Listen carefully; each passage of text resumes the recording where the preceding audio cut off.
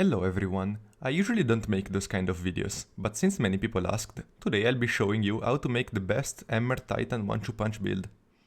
I'll be explaining its strength, weakness, and I'll be addressing some common questions such as how are you doing so much damage, or how can you throw your AMOR while being so close to the target? This video will mainly be useful to those that don't know much about the build, but I'll try my best to give valuable advices even to the more experienced players. Hope you guys enjoy the video and let's get started. First of all, what's a 1-2 punch build and why is it called that way? The name comes from a shotgun perk, 1-2 punch, which gives your next charged melee triple damage after hitting a target with every pellet. Now, triple damage on a melee doesn't sound like anything crazy, right? So what makes this build so strong? Well, unlikely weapons damage buffs. Pretty much every melee damage buff in the game stacks together in a multiplicative way. For this build, we're gonna be focusing on middle 3 Solar Titans melee, the throwing AMOR, which is the one with the most stacking potential in the game. The most iconic perk of this subclass is Roaring Flames, which gives you more ability damage every ability kill, and it stacks up to 3 times. 1 stack will give you 30% more damage, 2 stacks will give you 69% more, and 3 stacks will give you 120% more. Roaring Flames lasts for 20 seconds and can be refreshed with any ability kill. The fact that you have a throwing AMOR that you can use as many times as you want makes Roaring Flames one of the easiest buffs to keep up in the game. On top of that, Titans have certain exotic armors that buff your melee damage. The two main ones are WORMGOD CARESSO and SYNTHOCEPS. Even if WORMGODs have more potential, they are really hard to keep up and situational, and on top of that, they got a pretty substantial nerf in the last update. So for today, we're gonna just be focusing on SYNTHOCEPS. SYNTHOCEPS, with their exotic perk Biotic enhancements, do many things, such as increasing your melee lunge range and improving your melee and super damage while surrounded. We're obviously all interested in the melee damage part of it. Biotic enhancements activates when you are surrounded by 3 or more targets, and even if you happen to not be surrounded anymore, the effect lasts for 6 seconds. When it is active, you gain a 200% melee damage increase from it, which is the same amount as 1-2 punch. Keep this in mind because it will be useful later on. Now, even when you're playing solo, you can easily use Tractor Cannon to apply a 30% debuff to the target you're about to damage. Instead, if you are in a fire team, you can also easily take advantage of the seasonal mod Focusing Lens, which gives you 25% more damage on your light abilities against targets affected by stasis. Or you can use at your advantage the fact that melees do 2.3x damage against targets that are frozen. You don't need to do this very last thing I said though, it's just good to know. If we start multiplying all those numbers we stated up until now, we can see how, if everything works correctly, our AMOR will hit for more than 25x its damage. Now, I said if everything works correctly, because sometimes things will go wrong. If you see that your numbers are lower than what they should be, it's most likely due to either 1-2 punch not activating because you missed one pellet on your shotgun hit, or due to SYNTHOCEPS not activating or not lasting long enough. Now, do you remember how I told you that 1-2 punch and SYNTHOCEPS are the same damage multiplier? Well, that makes it a bit harder to spot what went wrong when your numbers are lower, but I can tell you it's most likely one of those two things. Also, something really important to notice. While 1-2 punch usually gets deactivated if you punch a target or swap away your weapon, for some reason when you're using a throwing AMOR, the 1-2 punch buff doesn't deactivate when you hit your target. And since 1-2 punch lasts for a couple of seconds, you usually have time to throw 2 AMORs every time you fire your shotgun and still have them get the full benefit of it. Now, we've basically explained why this build can do insane amount of damage. But what truly makes it one of the most versatile and strongest one in the game? To answer that, we need to take a look at our mods. Before doing this though, we need to take a step back in time. In the past, every time you picked up your throwing AMOR after hitting a target, it used to give you a burst of healing and start your regeneration. In the last update, this aspect of it got nerfed. Now there is a couple of seconds cooldown on the healing, and it won't activate if you keep hitting the same target. This change was made mainly to make it harder to use for DPS against bosses. That doesn't stop us at all though, since with the right set of mods we can still basically be unkillable.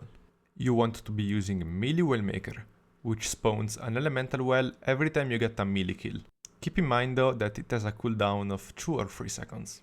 The second mod we're gonna be using, and probably the strongest mod in the game, is Protective Light, which gives you a 50% damage resistance every time you lose your shield, consuming all your stacks of Charge with Light. The duration of the effect is roughly 5 seconds for each stack of Charge with Light you add. The third mod we're gonna be using is Elemental Charge, which will allow yourself to become Charged with Light every time you pick up an elemental well. Keep in mind that also this mod has an inner cooldown before activating, but it will most likely synergize pretty well with the cooldown on melee well maker, so that every time you will pick up a well, it will work. On top of that, if the elemental well you're grabbing is the same element of your subclass, you will gain 2 stacks of Charge with Light instead of 1, which really helps since melee well maker creates an elemental well matching the element of our subclass. The fourth mod we're gonna be using is Well of Life. Every time you pick up an elemental well, you gain 10 seconds of increased regeneration. Now, how does this work?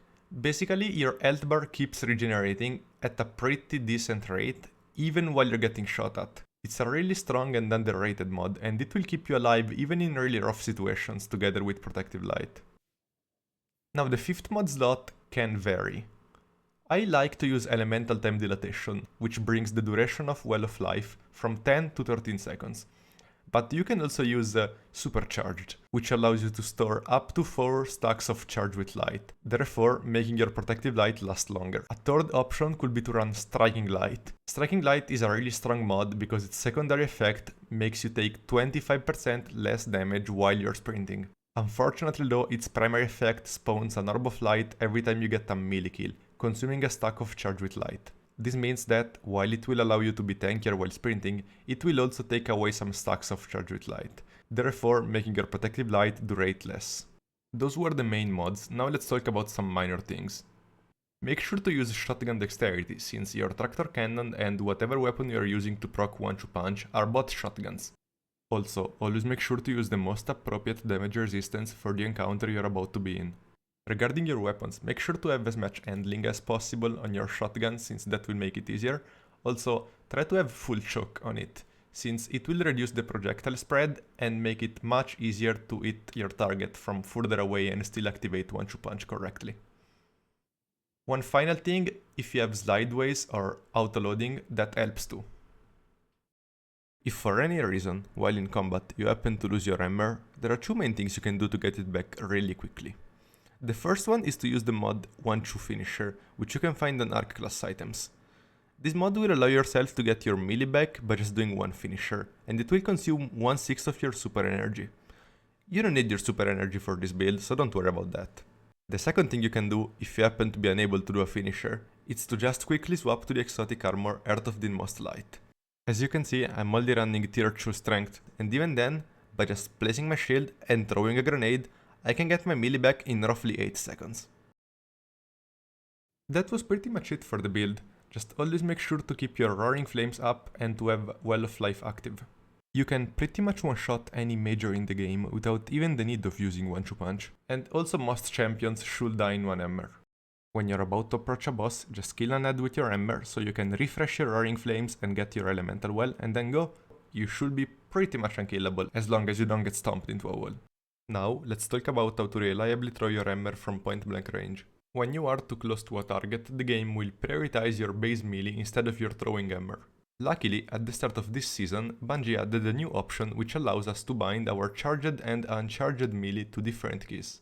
You probably heard from many people to remove your auto melee key and set up your charged and uncharged ones, but I wouldn't suggest that. In my opinion, the ideal situation would be to have all 3 the keys available to use. Let me try to explain why. The charged melee key is used to force the game to use your hammer even when you're at close range, so that's the most important one. The uncharged melee key would in theory be useless, since you should be able to just use your auto melee key when you are at close range. Unfortunately though, there is currently a bug where pressing your auto melee right after picking a throwing hammer will throw another hammer no matter what, without taking into consideration your distance from the target. This can cause issues since when you use 1-2 punch on a boss, he will often stomp, and if you don't want to be sent flying, you need to melee him.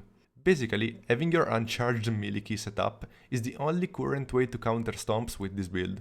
At this point you will ask, Why should I keep the auto melee key then if I have the other two set up?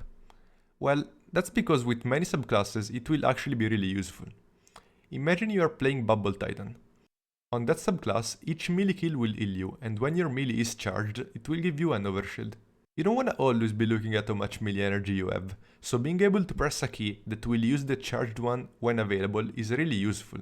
Keep in mind that pressing your charged melee when not available won't actually do anything, which makes it not an handy key to use for general gameplay when you aren't focused on your melee energy.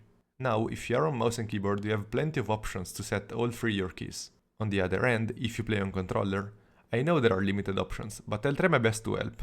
If you play on default settings, when you use an AMOR 1-2 punch build, I suggest you to bind your charged melee to your usual melee key, and bind your uncharged melee to clicking your right stick.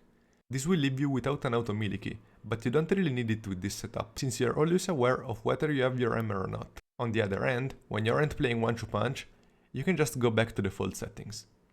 I know it's annoying to change settings depending on the build, but it may be the easiest option out there. That's pretty much it for the video. I tried to cover all the basics while also going more in depth where I felt like it was necessary. Since that's my first time making a video like this, I would really appreciate it if you guys could leave some feedback in the comments. If you would like to see the potential of the build in action, make sure to click on my solo one phase every dungeon boss video. And yeah, that's all. Hope you guys enjoyed the video or found it useful, and I'll see you in the next one.